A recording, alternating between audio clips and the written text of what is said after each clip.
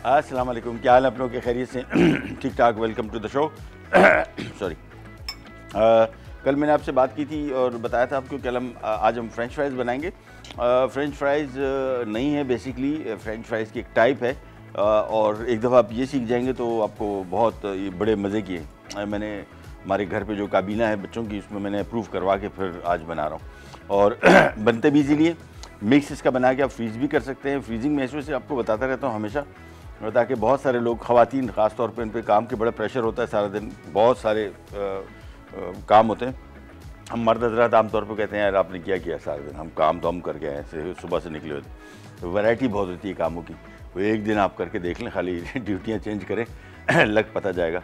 सुबह से लेके जो घंटी बजना शुरू होती है ना, ये आ गया, वो आया, ये हो रहा है, वो हो रहा है। तो इसी वजह से कुछ चीज़ें मैं आपको हमेशा बताते रहता हूँ कि बना के फ्रीज़ कर दें, जान छूट जाएगी। निकाला और फ्राई किया और ईज़ी काम हो जाएगा। आज की हमारी फ्रेंच फ्राइज़ जिसको है उसका नाम चूरोज़ है। चूरोज़ बेसिकली एक मैक्सिकन डिज़र्ट है, मीठा, लेकिन ये उसकी शेप का है, टाइप का नहीं है, शेप का है। और ये बेसिकली आलू से ही बनेगा, और उसके साथ साथ एक बहुत ही मज़े का hot and spicy Mayo sauce बनेगा इसकी डिपिंग के लिए। और साथ में हम क्रंची ट्रैफल बनाएंगे रूह अफ़ज़ा के साथ, बहुत मज़े का, बड़ा डिफरेंट रेसिपी। सबसे पहले स्टार्ट करेंगे हम ये चूरोज़ फ्रेंच फ्राइज़। और यहाँ पे हमने एक पैन ले लिया, और पैन में हम शामिल करेंगे आधा कप मक्खन। आप कुकिंग ऑयल भी इस्तेमाल कर सकते हैं, अप टू यू। और इसमें हम शामिल कर देंगे मक्खन,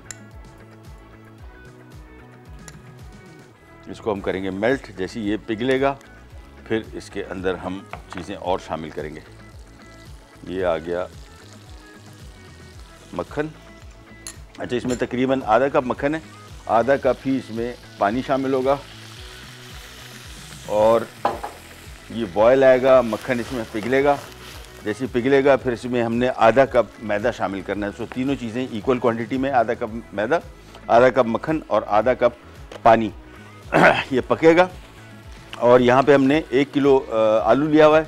आलू को हमने बॉईल करने के बाद, बॉइलिंग आलू, जब भी आलू उबालें, इसको ज़हन में रखिएगा कि इसको आपने फ़ौरन ही खोल देना है। अगर साबुत आलू बॉईल किया है छिलके समेत तो छिलका उतारें।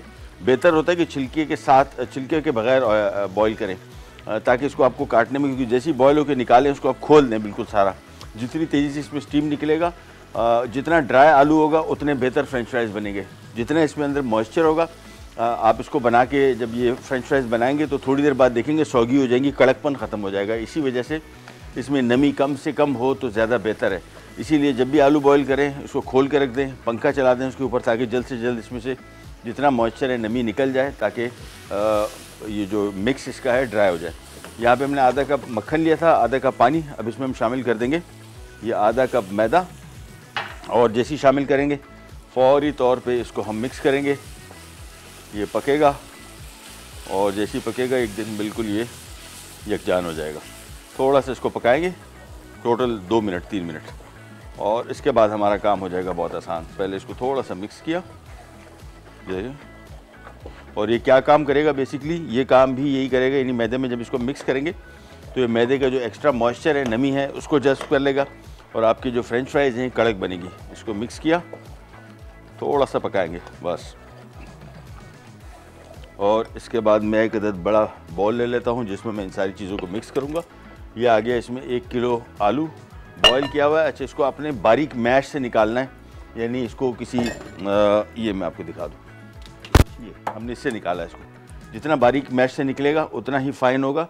उसकी वजह है कि इसको मैं पाइपिंग बैग से निकालूंगा, तो पाइपिंग बैग में अगर ये इसमें आलू मोटे पीसेस हुए तो वो निकल नहीं पाएगा। ये आलू थोड़ा सा इसमें पक गया।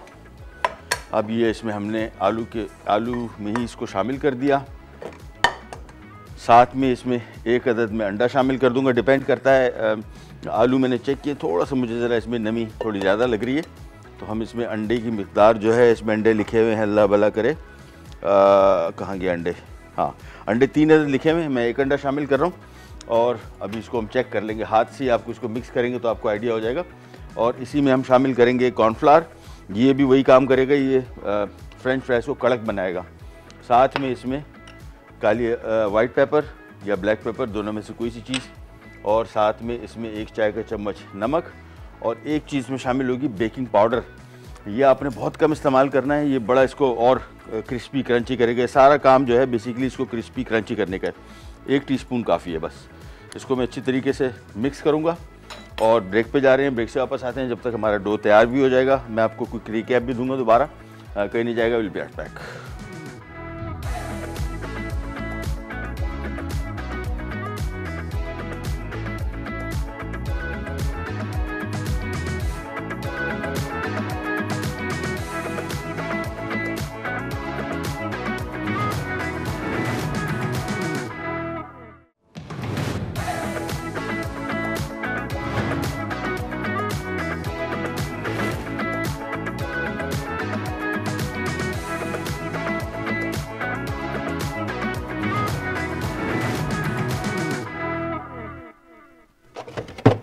जी वापस आ गए और ये देखें, ये हमने काम किया।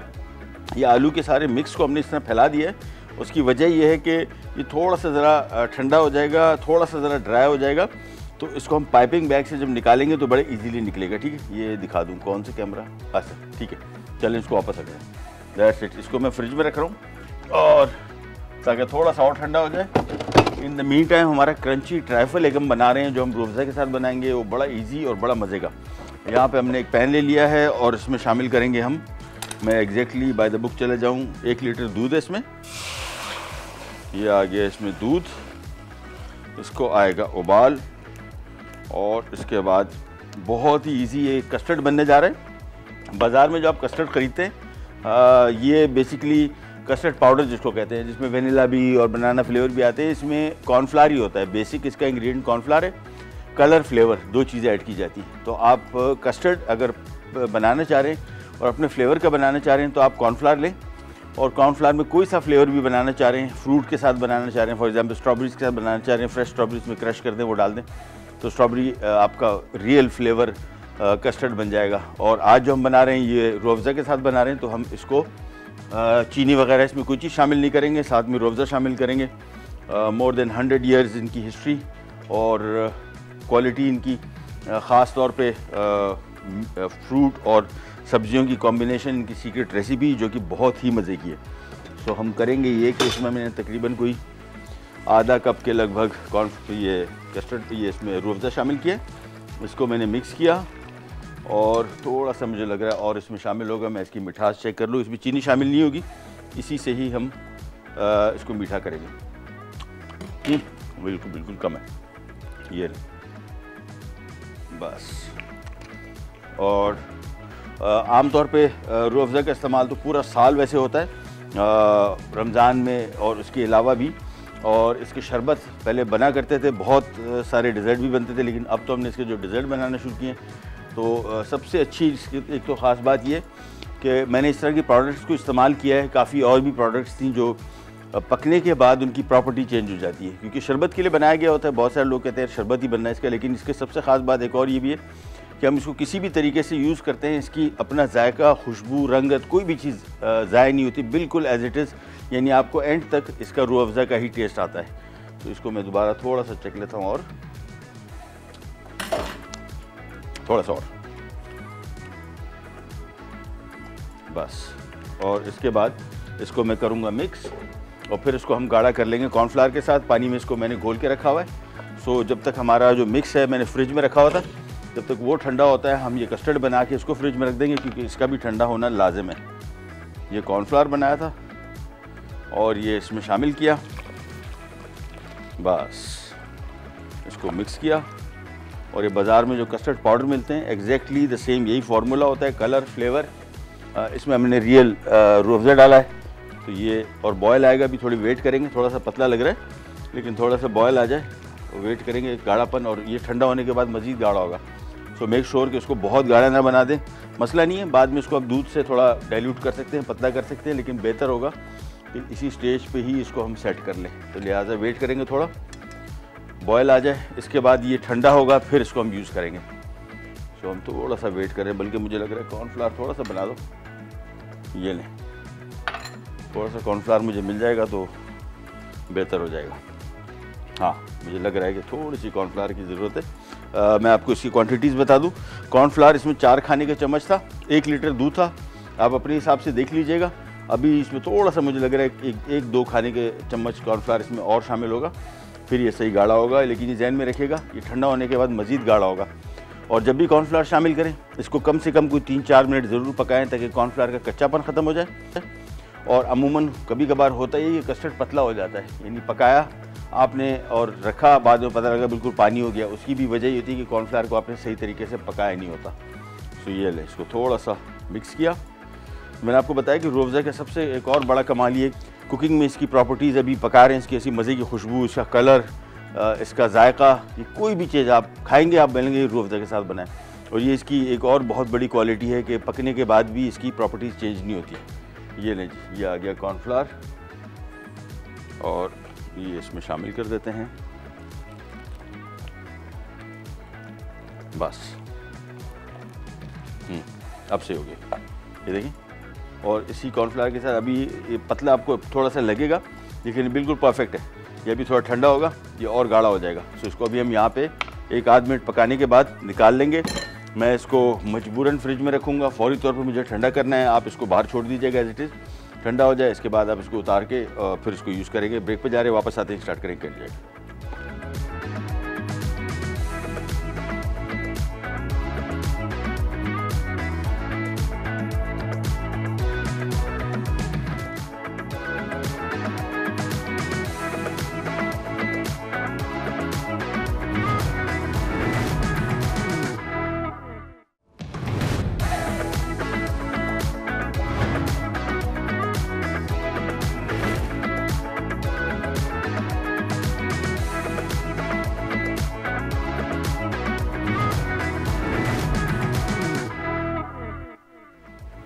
जी वापस आ गए और यहाँ पे हमने तेल रख दिया है गर्म होने। जैसे थोड़ा सा गर्म होता है फिर इसका काम शुरू करेंगे। मैं इसकी आंच थोड़ी सी कम कर दूँ। अच्छा, इसके साथ बनने लगा है hot and spicy Mayo sauce और एक एक करके मैं चीज़ें इसमें शामिल करता हूँ और आपको बताता जाता हूँ। 1 कप इसमें मेयोनीज़ है और मेयोनीज़ 2 किस्म के आते हैं बाज़ार में। एक नॉर्मल मेयोनीज़ होगा, एक होगा रियल मेयोनीज़। रियल मेयोनीज़ जो है ये सही मेयोनीज़ है क्योंकि जो दूसरा मेयोनीज़ है वो थोड़ा ज़रा थिक, वो केमिकल बेस ज़्यादा है। ये सही मानों में अंडे की जर्दी और ऑयल से बनता है और थोड़ा सा कंपैरेटिवली महंगा होता है, लेकिन टेस्ट इसका सही आता है। इसके बाद इसमें हम शामिल करेंगे 1 खाने का चम्मच कुटा हुआ लहसुन। और अगर टेस्ट आपको लहसुन का थोड़ा सा ऑफ लगता है तो फिर आप ना शामिल करें। जो भी रेसिपी मैं आपको देता हूँ इसमें हमेशा जहन में रखिएगा, ये कोई हार्ड एंड फास्ट रूल नहीं है, ये एक अंदाज़ा, एक चीज़ें हम बना रहे हैं। इसमें जौन सी चीज़ आपको नहीं पसंद आप उसमें माइनस प्लस कर सकते हैं, कोई चीज़ पसंद है इसमें शामिल कर सकते हैं। फॉर एग्जांपल इसमें हम चिली सॉस शामिल कर रहे हैं, ये स्पाइसी सॉस है। अगर आप इसको मीठा सॉस बनाना चाह रहे हैं इसकी जगह केचप शामिल कर दें आधा कप, ठीक है। अगर केचप वाला और चिली गार्लिक वाला टेस्ट पसंद करते हैं, चिली गार्लिक सॉस शामिल कर दें। इसमें आप बारबेक्यू सॉस शामिल कर सकते हैं। बहुत सारे सॉसेस, बल्कि सॉसेस के आगे जाके इंशाल्लाह आपको बहुत सारी रेसिपीज़ मैं शेयर करूँगा, काफ़ी सारे निकाले। तो थोड़ा सा आपको आइडिया देने के लिए कि हमारी रेसिपी कोई आसमानी सहीफ़े नहीं है कि आप इसमें चेंजेस नहीं कर सकते। कोई भी चीज़ पसंद नहीं है या कोई भी चीज़ पसंद है, फॉर एग्जांपल अब इसमें हम काली मिर्च डालेंगे। काली मिर्च इसमें है आधा खाने का चम्मच, 1 खाने का चम्मच है। इसको कम करना चाहते हैं कम कर लें, ज़्यादा करना चाहते हैं ज़्यादा कर दें, अप टू यू। और साथ में इसमें नींबू का रस है और ये 2 खाने के चम्मच। इसके बाद इसमें चिली सॉस है, कोई सा चिली सॉस शामिल कर सकते हैं। मैं जो शामिल कर रहा हूँ ये मेरा सबसे फेवरेट और बहुत ही मुझे पसंद भी है, जायका भी इसका बड़ा बेहतरीन है। सराचा सॉस चिली सॉस है, एक टाइप का, मेक नहीं है, ब्रांड नहीं है, ये एक टाइप का सॉस है। थोड़ा सा इसमें हम नमक शामिल कर रहे हैं और अब इसको मिक्स करेंगे और बस ये hot and spicy Mayo sauce हो गया तैयार। सिंपली इसको मिक्स किया, दैट्स इट। इसको अगर आप थोड़ा सा ज़रा मीठा भी करना चाह रहे हैं, अभी फिलहाल इसमें मिठास नहीं है, अगर आपको थोड़ा सा हल्का सा मिठास भी चाह रहे हैं जिस तरह केचप में होती है, केचप शामिल कर दें या फिर थोड़ा सा आइसिंग शुगर इसमें शामिल कर दें। ये हमारा सॉस रेडी हो गया। और एक छोटी सी एक कॉलर है, पहले कॉलर से बात करते हैं, फिर हम हमारे कौन अकीला हैं कराची से। अस्सलाम वालेकुम। वालेकुम अस्सलाम, कैसे हैं? अल्लाह का शुक्र, खैरियत। आप सुनाइए, तबीयत कैसी है? अल्लाह, तो मैं 1 हफ्ते से कॉल कर रही हूँ लेकिन कॉल मिल ही नहीं रही थी। जी जी, हुक्म कीजिए, हुक्म कीजिए। सॉरी, हुक्म नहीं है। नहीं, वैसी कोई बात नहीं है। मैं ये बोलना चाह रही थी कि आप ना ये थोड़ा सा इसके चाइना ग्रास के हवाले से बात करना चाह रही थी कि कुछ मीठा उससे बनाएं। ये क्या चीज़ है? चाइना ग्रास के हवाले से कोई मीठा बनाइए उससे थोड़ा। क्योंकि अच्छा ठीक है, ठीक है। मैंने बल्कि प्लान किया हुआ है, प्लान किया हुआ है, नेक्स्ट वीक में हम बना रहे हैं, ऑलरेडी मैंने प्लान कर लिया है। और दूसरी बात ये है कि सर मुझे ना वो एक एलर्जी है उससे, क्या नाम है, चीज से।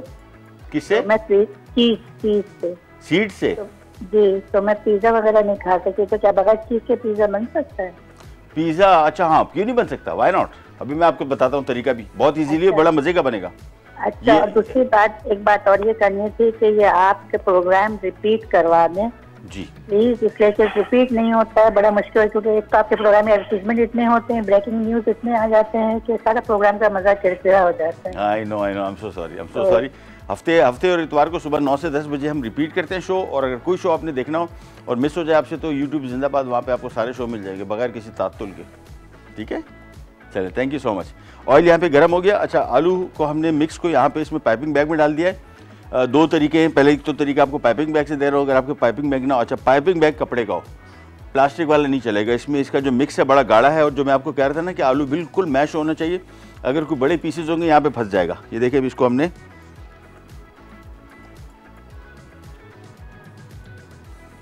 ये इसको बल्कि ये देखिए,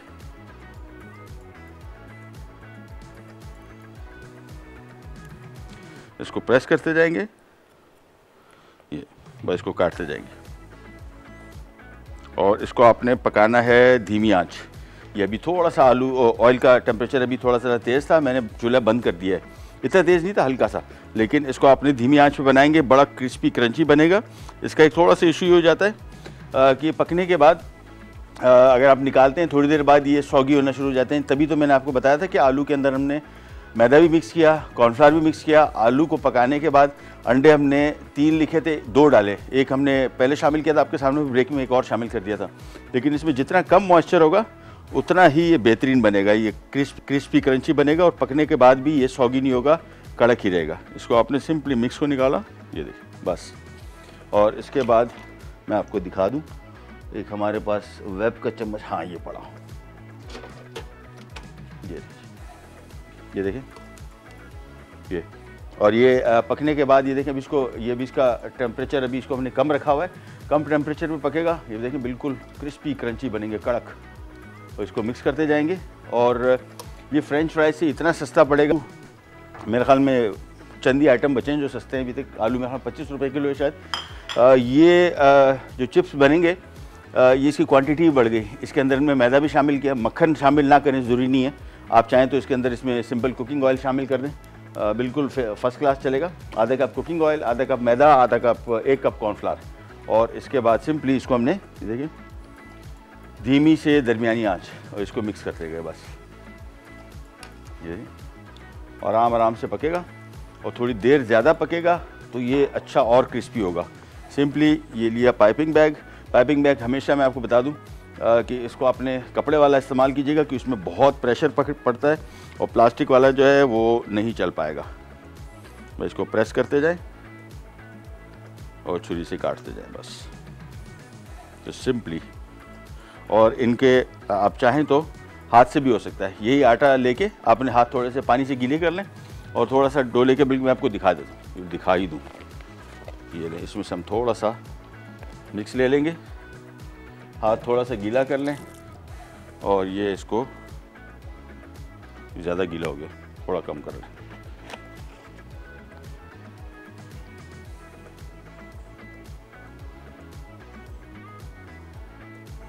ये देखिए, हाथ से इसको शेप अप कर दिया बस, ये वही चीज़ बनेगी, सिर्फ शेप उसका थोड़ा ज़रा, वो जो धारियाँ बनी हुई हैं सेम चीज़, ये देखिए, ये आ गई, दैट्स इट। तो पाइपिंग बैग से भी कर सकते हैं आप, और हाथ से भी कर सकते हैं। इसको हम निकालते जाएंगे इसमें, और इसमें ऐड करते जाएंगे, सिंपल। सॉस इसका रेडी है। हमारा जो डिज़र्ट बनना है क्रंची ट्रैफल, उसका ट्रैफल का जो कस्टर्ड है वो हमने अभी फ्रिज में रखा हुआ है, थोड़ा ठंडा हो जाए, चीज़ें उसकी भी रेडी है, उसको हमने सिंपल असेंबल करना है कहीं, दैट्स इट। तो ये इसमें शामिल करते गए, और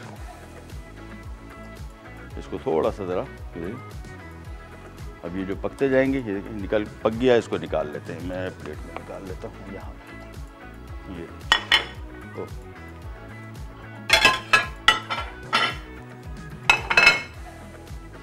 ये देखिए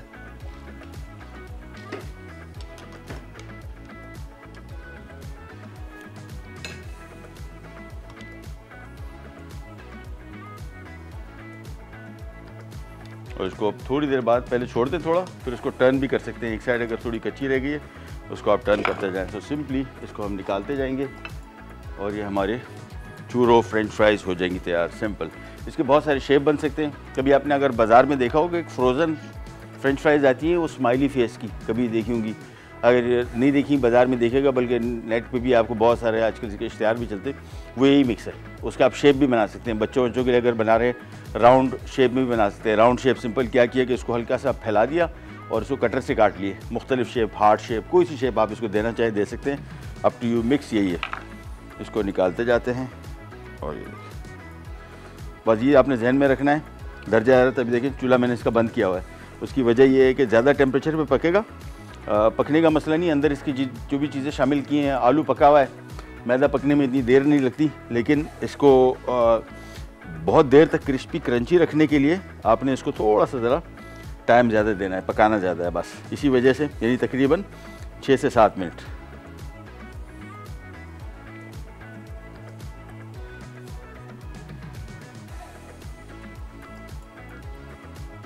ये अब चूल्हा ऑन कर देता हूँ और ये दैट्स इट। मिक्स करते गए और जो पकते गए उनको निकालते गए, बस दैट्स इट। टाइम अगेन ध्यान में रखेगा, 5 से 6 मिनट इसका कुकिंग टाइम है। और ज़्यादा कलर तेज़ी से नहीं आएगा उसको वैसे भी, लेकिन अगर कलर तेज़ी से आ रहा है तो इसका मतलब ये है कि आपने आंच इसकी तेज़ रखी हुई है। टेम्परेचर को रेगुलेट करते रहें, चूल्हा बंद, आहिस्ता, तेज़, ये आपने मुसलसल करते रहना है ताकि ये परफेक्ट पके। और कुकिंग टाइम ध्यान में रखिएगा कि ये तकरीबन इसका कुकिंग टाइम आम जो फ्रेंच फ्राइज उससे ज़्यादा है, तकरीबन 6 से 7 मिनट। और क्रिस्पी क्रंची बनेंगे, आम फ्रेंच फ्राइज से बेहतर बनेंगे। घर में जो हम चिप्स बनाते हैं उसका सबसे बड़ा इशू ये होता है कि थोड़ी देर पकने के बाद सौगी हो जाते हैं। और वो जो बाहर जो फ्रेंचाइजीज़ जो ये फ्रेंच फ्राइज बेचती हैं उनकी क्वालिटी और हमारी क्वालिटी में बड़ा फ़र्क है वो आलू की। तो इस वजह से वो फ्रेंच फ्राइज बन नहीं पाते क्रिस्पी क्रंची। और हमारे घर में जो फ्रेंच फ्राइज बनती हैं थोड़ी देर के बाद ही वो सौगी हो जाती हैं। ये सौगी नहीं होगी, देखिए ये कड़क ही रहेंगी एंड तक। और ये मिक्स किया, ये देखिए ये कहाँ गया, बस इसको मिक्स करते गए और फ्राई करते जाएंगे। निकालेंगे हाथ से भी, जो मैंने बनाया था वो भी इसमें पक रहा है अभी। और ब्रेक पे जा रहे हैं, वापस आते हैं, फिर हमारा जो ट्राइफल है उसको असेंबल करेंगे। कहीं जगह भी रख रख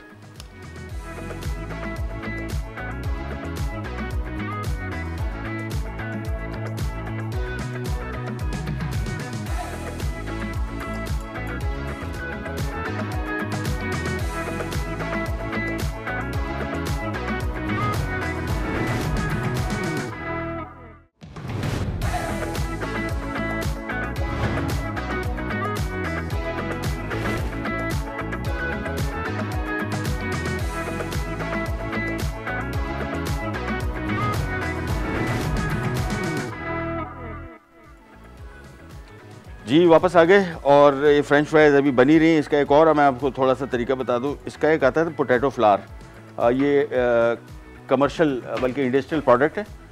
ये अगर आप कराची में रहते हैं तो जोड़िया बाज़ार, वहाँ पे आपको इसका फ्लावर मिलेगा। वो उससे बहुत बेहतर बनेंगे। उसको आपने थोड़ा सा गूंद लेना है हल्का सा, और उससे कॉस्ट इफ़ेक्टिव भी बनेंगे और सस्ते भी पड़ेंगे। सस्ते भी पड़ेगा लेकिन वो काफ़ी सस्ता पड़ेगा। खैर एनीवेज, इसको हम डालते जाते हैं और बस। और ये तकरीबन 1 किलो आलू से ये कोई 1.5 किलो की लगभग, क्योंकि इसमें भी क्वांटिटी इसकी बढ़ गई है। अच्छा, दूसरा एक अभी ख़ास बात अच्छी हो रही थी कि ब्रेक के दौरान ये बात कर दें कि ऑयल भी इतना एब्जॉर्ब नहीं करेगा। आलू चूँकि स्पंजी होता है थोड़ा, और वो पकने के बाद बहुत तेल जज्ब करता है। ये इसका जो मटीरियल है डेंस हो गया है, लिहाजा ये गाढ़ा हो गया है, तो ये इतना तेल भी जज्ब नहीं करेगा। ये इसमें निकालते जाते हैं बस। और आंच कम रखेंगे तो आपके पास इसका कलर कंट्रोल में भी रहेगा और सही पकेगा भी, डीप भी पकेगा। एक एक करके इसको निकालते जाते हैं। ये लीजिए। चलिए, जब तक ये पक रहे, एक और काम ये करते हैं कि हमारा जो कस्टर्ड रखा था उसको निकाल लेते हैं। चलो, ये भी हो गया तैयार। ये देखिए अभी गर्म ही है। खैर हमारा काम तो हो जाएगा, कोई इशू नहीं। थोड़ा ठंडा कर लें, ज़्यादा बेहतर है। मैं इसको थोड़ी देर के लिए छोड़ देता हूँ। हम ज़रा इधर आ जाते हैं वापस और इनको ज़रा एक पासे लगा देते हैं। थोड़े से मैं और इसमें बना दूँ ताकि हम मज़ीद काम की तरफ फिर बढ़ जाए। कस्टर्ड हमारा जो है, जो ट्रैफल है, उसको बेसिकली असेंबल करना है। इसमें और कुछ भी नहीं चीज़ों को शामिल करना है, ग्लास में या कप में या बॉल में। या मैं ग्लास में डाल रहा हूँ उसको सर्विंग के पॉइंट ऑफ व्यू से खूबसूरत नज़र आने के लिए, बाकी इशू नहीं है।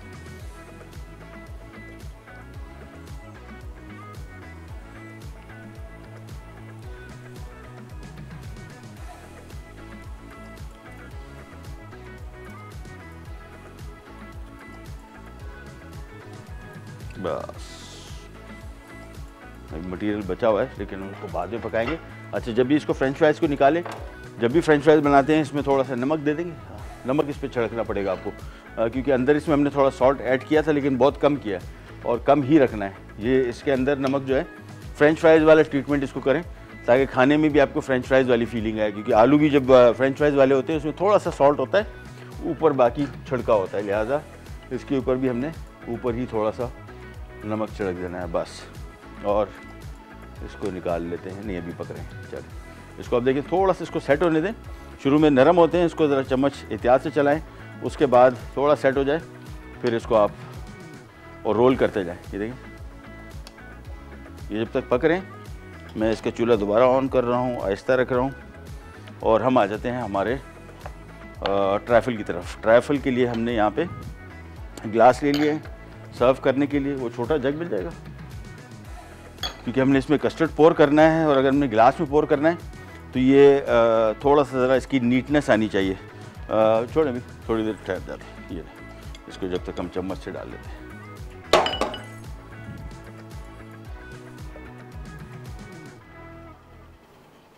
इस बेस में हमने थोड़ा थोड़ा ये रोज़ा कस्टर्ड डाल देना है। ग्लास में असल में इसकी खूबसूरती बहुत आती है। ये देखिए, सारी लेयर्स आपको नज़र आएंगी, तो इसी वजह से इसको हम ग्लास में बना रहे हैं। अदरवाइज़ आप इसको किसी भी बॉल में बना लें।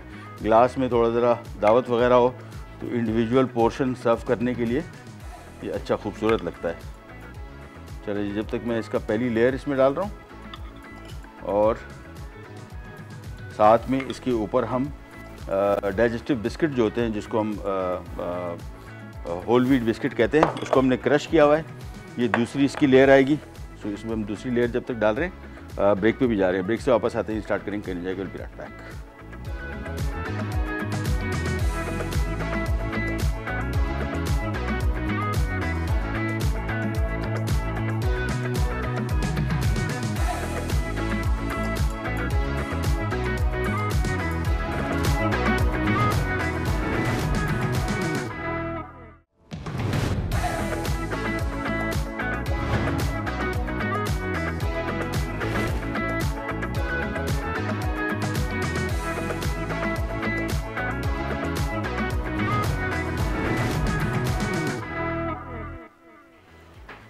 जी वापस आ गए और यहाँ पे एक छोटा सा ट्रांसपेरेंट बॉल मिलेगा, पोर्शन वाला नहीं, कोई पोर्शन वाला बॉल मिल जाएगा तो बेहतर हो जाएगा, छोटा बॉल शीशे का।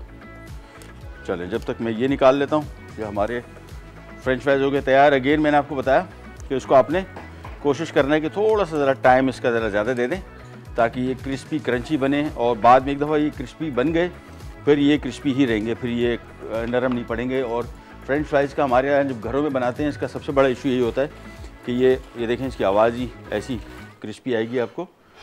ये नहीं, छोटा छोटा बॉल, ये नहीं बड़ा है। चले रहने दे, ये हो गया। चल बस हो गया। ये इसका हॉट एंड स्पाइसी सॉस आ गया और ये आ गई इसकी फ्रेंच फ्राइज़।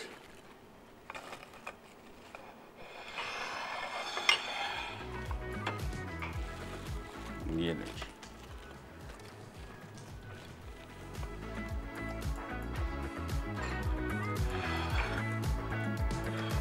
और चूल्हा मैं इसका कर रहा हूँ बंद।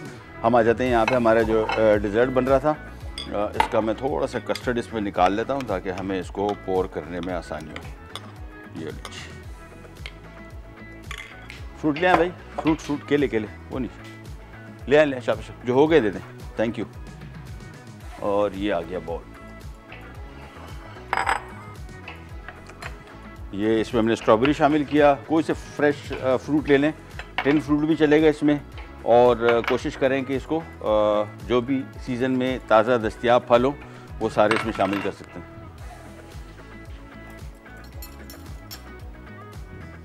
चलिए जी, ये फ्रूट आ गया, इसको मिक्स कर लिया।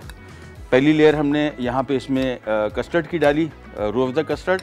इसके बाद हमने इसमें क्रंची डाइजेस्टिव बिस्किट डाल दिए। अब इसमें हम डालेंगे ये फ्रूट,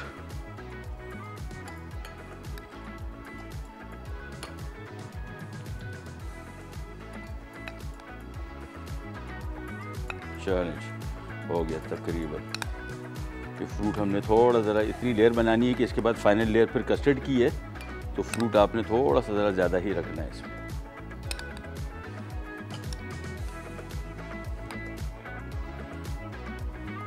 ये बस, इसके बाद आ गया इसके ऊपर वापस कस्टर्ड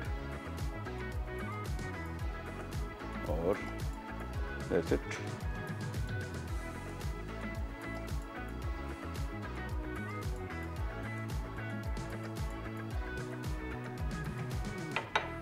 थोड़ा सा इसके ऊपर हम ये आलमंड वो बिस्किट डाल देंगे और टॉप लेयर पे इस पे आ जाएगा रूह अफ़ज़ा। और ये आ गया, ये हमारे ग्लासेस आ गए।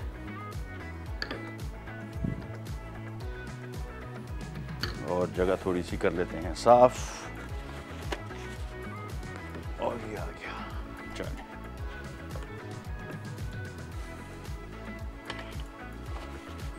फाइनल लेयर में हमने इसके ऊपर थोड़ा सा रूह अफ़ज़ा डाल देंगे।